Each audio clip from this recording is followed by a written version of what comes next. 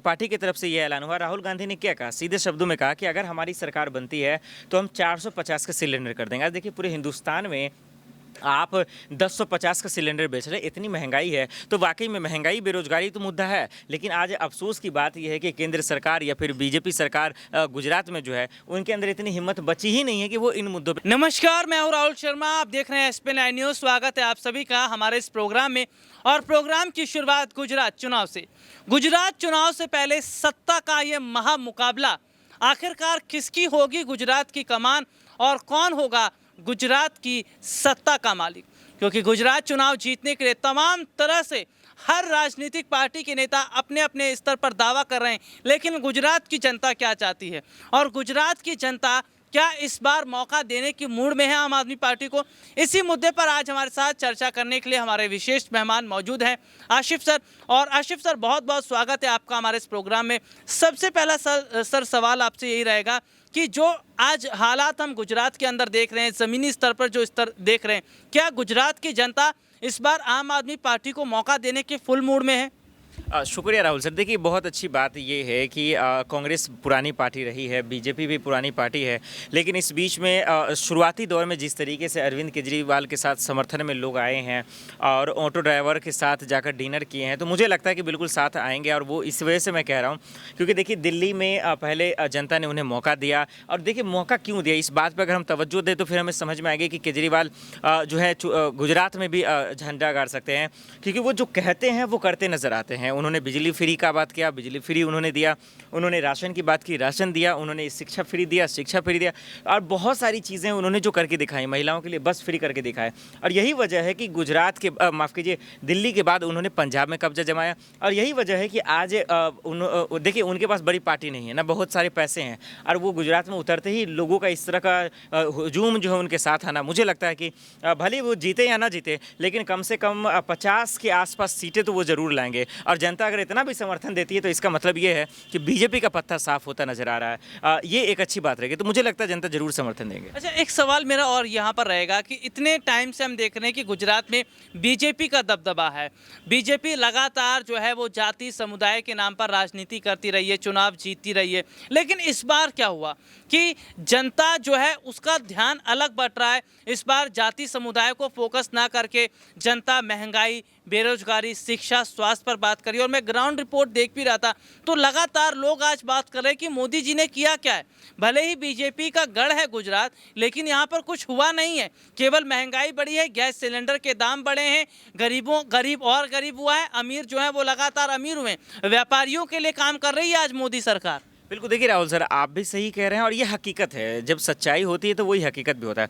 अब देखिए इसीलिए कांग्रेस की तरफ से ये ऐलान हुआ, इसीलिए आम आदमी पार्टी की तरफ से ये ऐलान हुआ। राहुल गांधी ने क्या कहा, सीधे शब्दों में कहा कि अगर हमारी सरकार बनती है तो हम 450 का सिलेंडर कर देंगे। आज देखिए पूरे हिंदुस्तान में आप 1050 का सिलेंडर बेच रहे हैं, इतनी महंगाई है। तो वाकई में महंगाई बेरोजगारी तो मुद्दा है, लेकिन आज अफसोस की बात यह है कि केंद्र सरकार या फिर बीजेपी सरकार गुजरात में जो है उनके अंदर इतनी हिम्मत बची ही नहीं है कि वो इन मुद्दों पे बात करे। और वो इसीलिए बार बार जो है आम आदमी पार्टी के विधायकों को गिरफ्तार करवा लेती हैं। अगर कांग्रेस का कोई नेता ज़मीन पर काम करना शुरू करता है आप उन्हें जेल भेजवा देते हैं। लेकिन यही बात है कि अंग्रेजों की नीति कब तक करेंगे, आप कब तक जेल भेजवाएंगे और कितने नेता को जेल भेजवाएंगे। मुझे लगता है कि आज न कल इसका जनता जवाब देगी, और जनता जवाब दे रही है उसी के समर्थन के लिए, उसी को जनता के मदद के लिए। जब केजरीवाल और कांग्रेस जब गुजरात की सड़कों पे उतर रही है, ज़मीन पे आ रही है, ग्राउंड लेवल पे आ रही है, तो आपके अंदर खलबली मच रही है, आपके अंदर बेचैनी मच रही है, और अब गिरफ्तार करें। तो महंगाई बेरोजगारी एक ऐसा मुद्दा है जिस पर बीजेपी कभी भी बात नहीं कर सकती, क्योंकि उनको पता है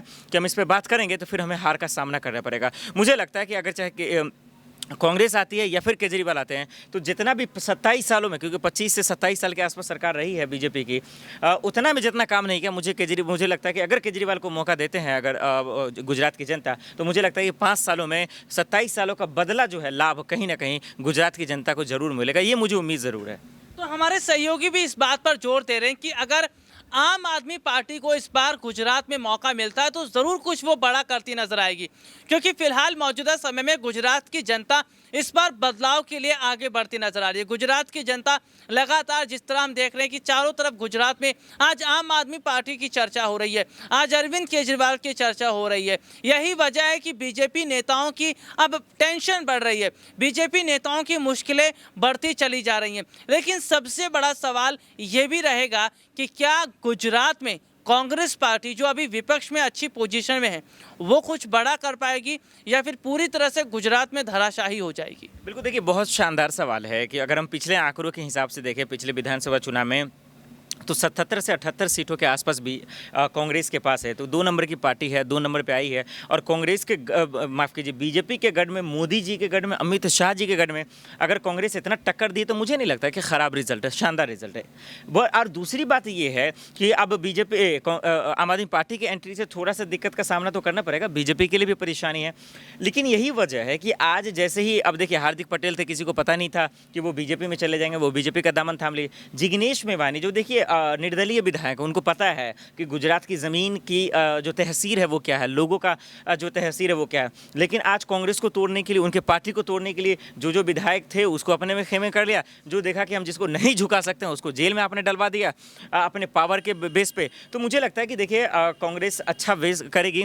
जो हमेशा से आप भी राहुल सर कहते रहे हैं कि अगर कांग्रेस बूथ लेवल पर काम करती रही, अगर वो ज़मीन पर आती रही, जैसा कि अभी दिल्ली में उन्होंने किया, फिर अभी भारत जोड़ो यात्रा चल रहा है, तो जिस तरीके से केजरीवाल अभी कर रहे हैं, अगर उसी तरीके से भी कर दी तो मुझे लगता है कि भले ही आम आदमी पार्टी की सरकार बने ना बने, खास करके चाहे वो इसका कांग्रेस की सरकार बने ना बने, लेकिन ये तो सच्चाई है कि बीजेपी की ना बन पाएगी। फिर ये लोग गठबंधन करके बनवा सकते हैं, लेकिन बीजेपी का जितना मुश्किल हो जाएगा। तो कांग्रेस भी बेहतर करेगी क्योंकि वहाँ उनका गढ़ है, वहाँ भी उनकी भी मजबूतियाँ हैं। और जिग्नेश मेवानी जैसे अगर नेता निकल जाते तो और भी अच्छा मेहनत होता और आज भी अच्छा रिजल्ट आता उनके खेमे में। आशीष सर, एक सवाल और हम यहाँ पर देख रहे हैं कि आम आदमी पार्टी के तमाम विधायकों पर आज शिकंजा कसा जा रहा है, लेकिन मुस्लिमों को भी कहीं ना कहीं टारगेट किया जा रहा है। अमानतुल्लाह खान की गिरफ्तारी हुई, जिसके बाद मुस्लिमों में काफ़ी आक्रोश है।